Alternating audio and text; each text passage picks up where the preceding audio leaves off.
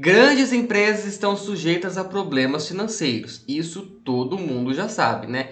Seja por má administração, falta de estratégia ou falta de competitividade mesmo, o que pode vir a desencadear a curto ou longo prazo o fechamento dessas empresas. Com isso, listamos aqui no vídeo de hoje algumas empresas que jamais imaginávamos que um dia iriam fechar as suas portas. E eu tenho certeza que você vai lembrar que comprou algo ou conhece alguém que trabalhou em alguma delas. Fala pessoal, eu sou o Giovanni e no vídeo de hoje nós vamos falar sobre aquelas grandes empresas que nunca ninguém imaginou que poderiam falir, mas elas faliram. Então se você curte esse tipo de conteúdo, já vai deixando o seu like aqui nesse vídeo, compartilha com a galera e se inscreva no nosso canal. E também não esqueça de ativar o sininho de notificação para você não perder nenhum conteúdo aqui do canal.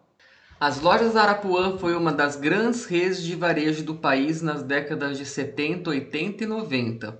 Porém, em junho de 1998, a empresa abriu concordato e passou a diversificar os produtos, vendendo novamente móveis, utensílios para o lar como faqueiros, relógios e até brinquedos numa tentativa fracassada de reverter o baixo desempenho das vendas, vindo a fechar suas portas definitivamente em 2002.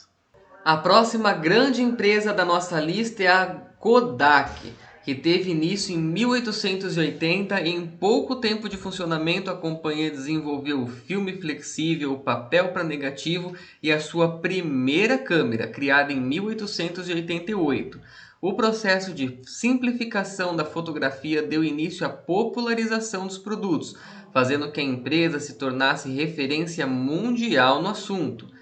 Com a revolução das câmeras digitais e posteriormente o crescimento dos smartphones, a Kodak sofreu muito com o declínio dos mercados de filmes fotográficos. O movimento então forçou a companhia a se readaptar e investir em outros setores, incluindo embalagens, impressões 3D e softwares, o que acabou não dando certo e a empresa acabou fechando suas portas no ano de 2012. Em 5 de junho de 1983, a Rede Manchete iniciava suas operações e foi uma das mais marcantes TVs do país. A Manchete foi ousada e inovadora, com estrutura e conteúdos sofisticados, virou referência em jornalismo, novelas, programas infantis e num carnaval grandioso. Adotou a excelência como princípio e dobrou apostas até mesmo diante dos fracassos, alternando momentos de euforia com crises impensáveis. Teve diversos programas de sucesso, como o Clube da Criança, Os Cavaleiros dos Zodíacos, a novela Pantanal, Dona Beija, Chica da Silva e Tocaia Grande. Mas a história da TV Manchete foi frágil financeiramente, o que a fez alternar êxitos inacreditáveis com crises deprimentes. Viveu entre extremos, o que de alguma forma a mantiveram por todo o tempo em evidência, protagonizando boas e más manchetes, fechando suas portas no ano de 1999. Instalado no país em 1912, a Mesbla viveu seu auge nos anos de 1980, quando chegou a ter 180 pontos de venda e mais de 28 mil funcionários em todo o Brasil. A Mesbla se destacava por vender praticamente de tudo, de móveis a roupas, de utensílios domésticos a perucas. Parte do sucesso da empresa é explicado pelas campanhas publicitárias, principalmente na TV. A Mesbla reuniu alguns dos principais artistas da televisão brasileira na década de 80 e 90, como o ator Diogo Vilela e as atrizes Andréa Beltrão e Regina Casé. Mas nem mesmo as estrelas dos anúncios conseguiram manter a gigante do varejo de pé. A popularização dos shopping centers com suas inúmeras lojas de marcas brasileiras e internacionais contribuiu para a queda do grande império Mesbla. Com isso, a falta de organização nas prateleiras de uma loja que vendia quase de tudo foi substituída por empresas que tinham nas vitrines produtos específicos. Na virada da década seguinte, os diretores da empresa, que eram mais de 40, estocaram mercadorias em excesso por temerem um aumento ainda maior nos preços de bens e serviços. No entanto, a chegada do Plano Real estancou a inflação altíssima e mostrou que a decisão foi um erro de estratégia.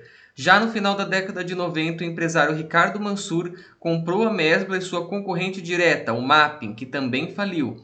A Mesbla, sob o comando de Mansur, decretou falência em setembro de 1999. A empresa então ensaiou um retorno em 2009 com a criação de uma loja online, o que não foi para frente, e ocorreu somente agora em 2022, que reabriu como uma loja de e-commerce na mão de outros donos.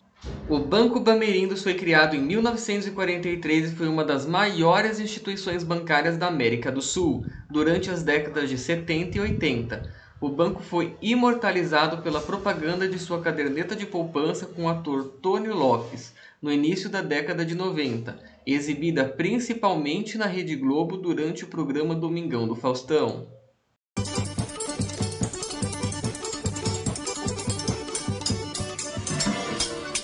Tá acabrunhado, sujeito. Tô arretado. Por que tu não guardou direito seu dinheiro? Guardei sim. Mas não guardou direito.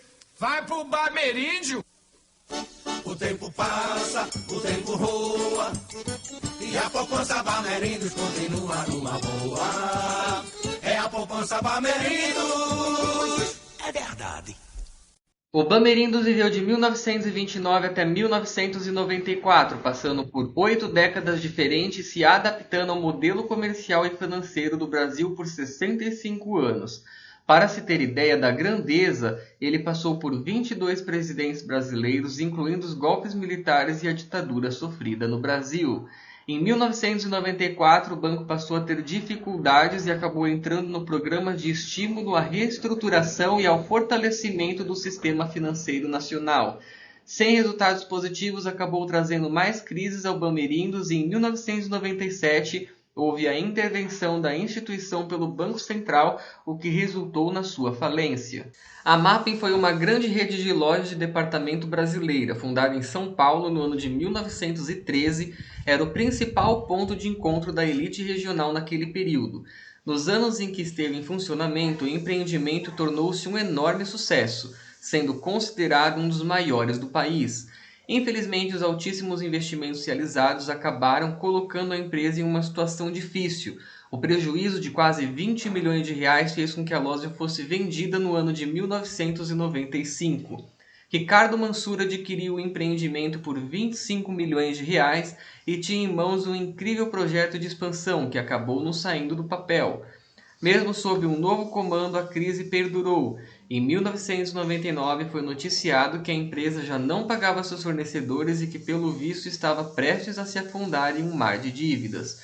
Aos poucos, as lojas começaram a fechar, até que em novembro de 1999 a MAP encerrou de vez as suas atividades. Mas e aí, você lembrava de todas essas empresas que fecharam as portas na década de 90? Deixa aqui nos comentários.